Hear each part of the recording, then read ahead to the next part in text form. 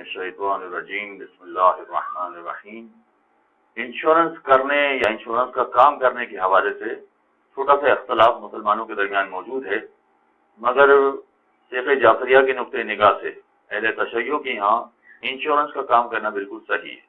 لہذا جو افراد انشورنس پالیسیز کا کام کر رہے ہیں یا انشورنس کمپنیز میں کام کر رہے ہیں، ان کا انشورنس کا کام کرنا بالکل صحیح ہے اور پالیسیز بیچنا ان کے لیے بالکل جائز ہے۔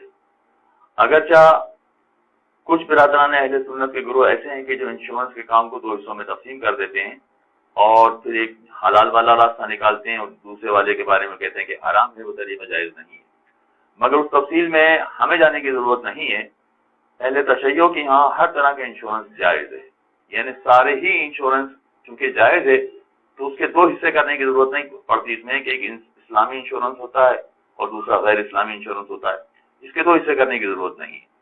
لہذا جتنے بھی انشورنس کمپنیز میں کام کرنے والے ہیں ان کا کام بھی صحیح ہے، اور جو افراد انشورنس کروا رہے ہیں ان کا انشورنس کروانا بھی صحیح ہے۔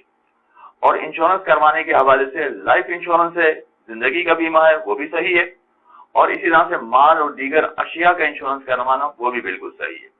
لہذا کارگو کا جو انشورنس کروایا جاتا ہے اس میں بھی کسی طرح کی کوئی قباحت نہیں ہے، فیکٹری اور گاڑیوں کا جو انشورنس کروایا جاتا ہے اس میں بھی کوئی قباحت نہیں ہے، اور لائف انشورنس میں بھی کسی طرح کی کوئی قباحت نہیں ہے۔